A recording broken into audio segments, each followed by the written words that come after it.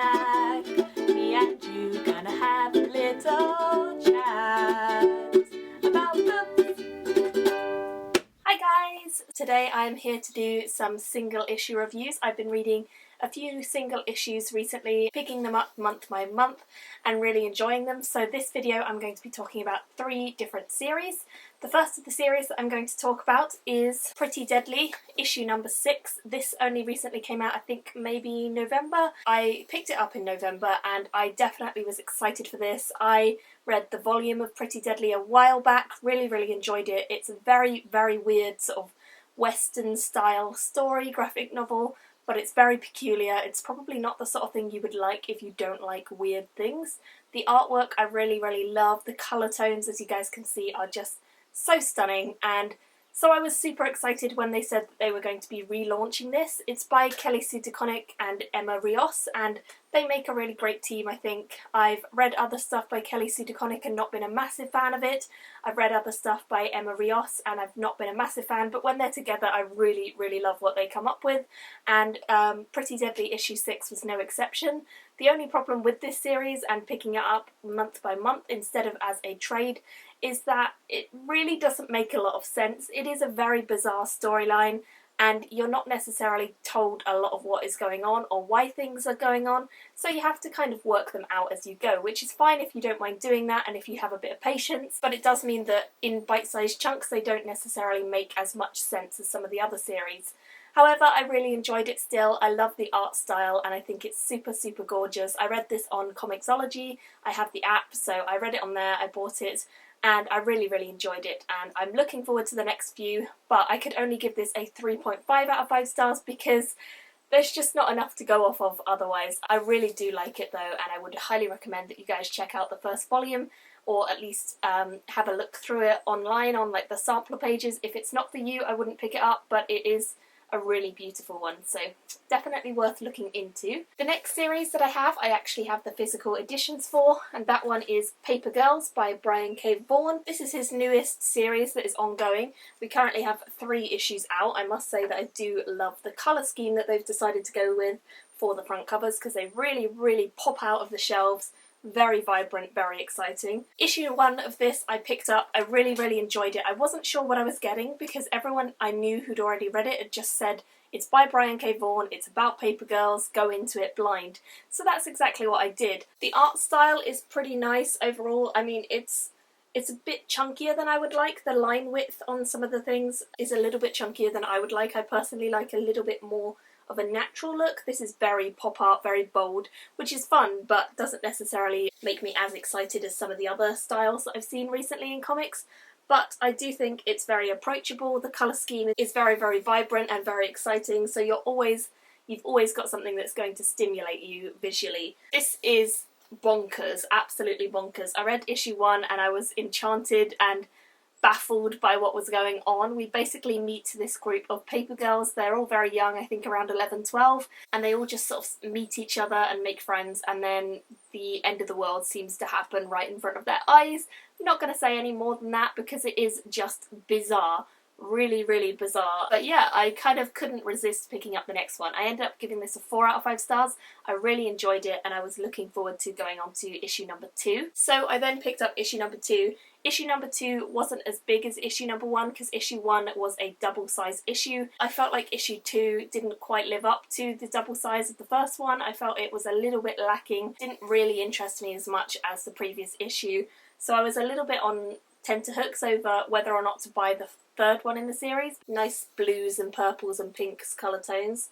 I just didn't feel as though this one was really gripping me as much. Even though we had the same characters and the storyline was continuing, I didn't feel like it was necessarily explaining a lot of things, and I don't like it when I feel like there's no point to things and I was just wondering what the point was. I don't mind it if I don't necessarily know why it's happening, but if I can't even see a point to it or it's just not that interesting to me, then I get a little bit annoyed, and this was just a little bit irritating for me. So I ended ended up giving this a 3 out of 5 stars instead of a 4. Still likeable, still very readable, but not as good as the first one. And then finally I picked up issue 3. I decided to just go for it because I saw it in my local comic shop when I was there, and it was a very nice looking cover and I couldn't really resist, and I'm very glad that I did pick it up because this one was right back on track to the same level of the first one, even though it's shorter, and I think this one started to really show you some very batty, very crazy things.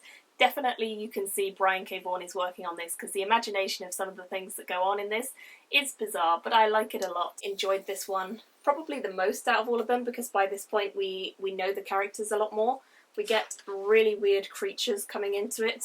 Very, very odd. But yeah, I really enjoyed this. Had a great time reading it, and I look forward to picking up issue number 4 when it comes out. So hopefully that will explain a bit more, but by this point we do know a bit more about what is going on. So I gave that one a 4 out of 5 stars. And then finally, moving on to my favourite graphic novel series that is currently ongoing, and that is quite a big statement because I'm reading lots of them, but this is Monstress. It is by Marjorie Liu and Sana Takeda, and this is issue number 1, which is huge for a single issue. It's actually 3 times as big as a normal one, which is great because it really hooked me into the story.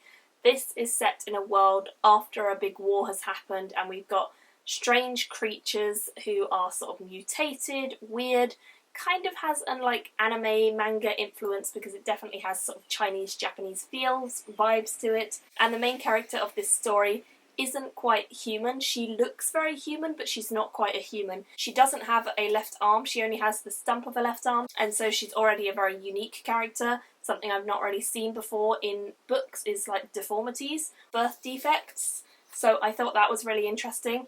And then as you go through, you discover that this world has a lot of really, really beautiful, beautiful artwork, but terrible people. There's a lot of really horrible, tragic things that go on in the world, and it just seems like a really dark and sinister place. Not a lot of hope is in the world. I love this so, so much. It is such an incredible graphic novel. I was hooked from page 1, could not stop reading it, absolutely adored it. Have subscribed to it on Comixology, first thing I've ever subscribed to, but the artwork is just so, so beautiful. I couldn't not subscribe to it.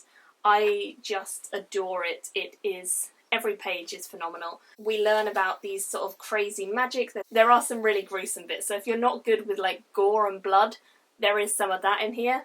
But if you can deal with that, and you want something that is really modern, really fresh, has a lot of cool ideas, dealing with a lot of the themes that we think are missing in fiction generally, then this graphic novel really deals with a lot of current issues that are being talked about. Sexuality, and genders, and deformities, and roles, and all sorts of things. So I would definitely say check this one out. 100% recommend it. It is incredible. So incredible. And I just had to get my hands on an actual copy. I actually bought this on Comixology first and read it on there, and then had to go to my local comic shop and buy it, and when I went in they were all sold out because everyone had loved them. So I then had to wait for the second printing, and this is issue 1, the second printing, so it's got a different cover to the original issue 1 printing. But I adored this. There was no way that this wasn't getting a 5 stars from me. It's incredible in every sense of the word, and I would highly, highly, highly recommend that you guys pick this up because it is phenomenal. I can understand if you want to wait for the trade paperback. I hope that that will come out fairly soon. It's so good though. Whenever you get to it, you need to let me know your thoughts because I don't know anyone else who's read it yet, and I really want to talk to people about it. Oh, it's just so good. So, so good, guys. So, and then of course, when the second issue came out, Monstress 2, I picked this one up straight away because, again, look at the artwork on the front of that. It is just stunning. I mean, ugh, no words. And again, it's by the same team, and again, it's gorgeous. You learn more about the world in this one. The first one sort of introduces you mostly to the characters and gets the action going and shows you about all of these cool things that they have. They like ride unicorns in this world. It's just bonkers. There's like talking cats. They've got 2 tails. It's crazy, but it's so good, guys. It's like a weird Japanese-inspired version of Alice in Wonderland or something odd like that, but it's so good.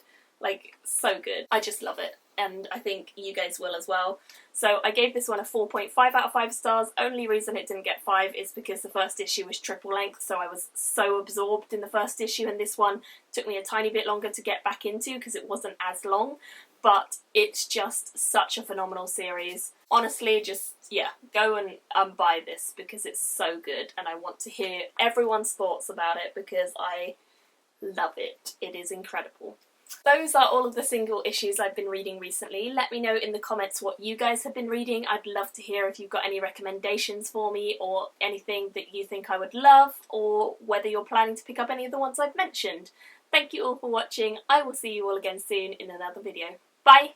Me and you gonna have a little